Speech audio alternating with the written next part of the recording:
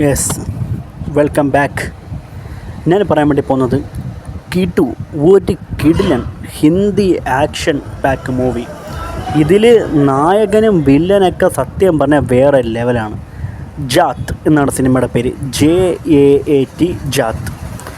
ഈ സിനിമ സണ്ണി ഡിയോളാണ് ഇതിൽ main leading റോളായിട്ട് വരുന്നത്. സണ്ണി ഡിയോൾ, പിന്നെ രമ്യ കൃഷ്ണനുണ്ട്, അങ്ങനെ ഒട്ടനവധി താരങ്ങൾ വേറെ വരുന്നുണ്ട്. എല്ലാ കഥാപാത്രങ്ങൾക്കും ഈ സിനിമയിൽ അത് ക്യാരക്ടർ കൊടുത്തിട്ടുണ്ട്. ഇതിൽ ഏറ്റവും മാസ് പെർഫെക്റ്റായിട്ട് കിടിലനൊരു മാസ് ആക്ഷൻ ഹീറോ ആയിട്ടാണ് സണ്ണി ഡിയോളിനെ ഈ പടത്തെ അവതരിപ്പിച്ചിരിക്കുന്നത്. ഇടിയെന്നൊക്കെ വെച്ചാൽ ഒരു കിൻഡൽ ഇടി എന്നൊക്കെ നമ്മൾ പറയൂലേ, അമ്മാതിരി റേഞ്ച് സാധനം. കിടിലൻ, ആ ഒരു പവർ പാക്ക് മനുഷ്യൻ എന്ന് വേണം പറയാം. അമ്മാതിരി ഒരു ഗ്രാമത്തിലാണ് ഈ ഒരു കഥ നടക്കുന്നത്.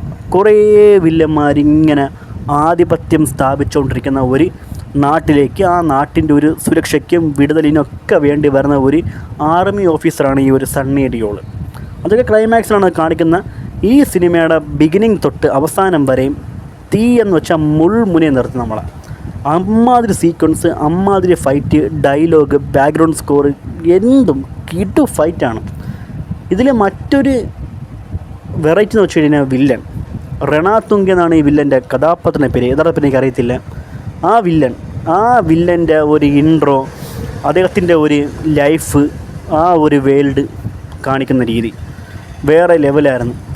ശ്രീലങ്കയിൽ നിന്ന് ഇന്ത്യയിലേക്ക് വരുന്ന കുറച്ച് ആൾക്കാർ ഇവിടെ വന്ന ഒരു രാജ്യത്തിന്, ഒരു ഗ്രാമത്തെ മൊത്തം ആധിപത്യം സ്ഥാപിക്കുന്ന അവരുടെ ഒരു കഥയാണ് പറയുന്നത്. വില്ലൻ വേറെ ലെവലായിരുന്നു. ഈ വില്ലൻ്റെ എക്സ്ട്രീം മാസ് കാര്യങ്ങൾ ഇതൊക്കെ. പിന്നെ ഇതിലെനിക്ക് ഏറ്റവും ഇഷ്ടപ്പെട്ടെന്ന് വെച്ച് കഴിഞ്ഞാൽ കഥയിലേക്കുള്ളൊരു പോക്കാണ്.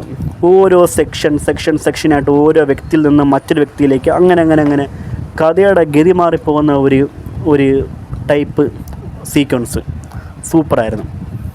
എന്തുകൊണ്ടും ഈ സിനിമ ഒരു കിടിലൻ പവർ പാക്ക് ആക്ഷൻ മൂവി തന്നെയാണ് ജാത്ത്. ഈ സിനിമ ഞാൻ എടുത്ത സമയത്താണെങ്കിൽ ഇത്രയും ഒരു കിടു മൂവിയായിരുന്നു എനിക്കൊരു പ്രതീക്ഷയില്ലായിരുന്നു. അങ്ങനെയാണ് കണ്ടപ്പം എക്സ്ട്രീം ലെവൽ മാസ് മൂവി, കൊള്ളാം, വേറെ ലെവൽ ചെയ്യണം.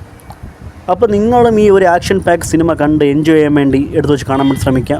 ഒരു ബോറടിയോ ഒരു ലാഗിങ്ങോ ഇല്ലാതെ ഒരു 2.5 മണിക്കൂറിൽ നിന്ന് കാണാൻ പറ്റിയൊരു ഇടിവെട്ട് സാധനം, ഒരു മാസ് ആക്ഷൻ സിനിമ. അപ്പോൾ ടെലിഗ്രാമിലൊക്കെ ലിങ്ക് അവൈലബിൾ ആണ്, കാണാതെ വെച്ച് കാണുക. ഡിയോളിൻ്റെ ഒരു അടിപൊളി ഒരു ഫൈറ്റ് സീക്വൻസും കാണാൻ വേണ്ടി പറ്റും. ഇത്ര എനിക്ക് പറയാൻ വേണ്ടിയുള്ളൂ. വന്ന എല്ലാ കഥാപാത്രങ്ങളും ഒന്നിനൊന്നിന് പെർഫെക്റ്റ് ആയിരുന്നു. കിടിലൻ മാസ് ആക്ഷൻ മൂവി. വില്ലനും ഓക്കെയാണ്, നായകനും ഓക്കെയാണ്. ആ രീതിക്കൊരു ടഫ് കോമ്പറ്റീഷൻ ആയിട്ടുള്ള രണ്ടുപേർ തമ്മിലുള്ള ഒരു പടം.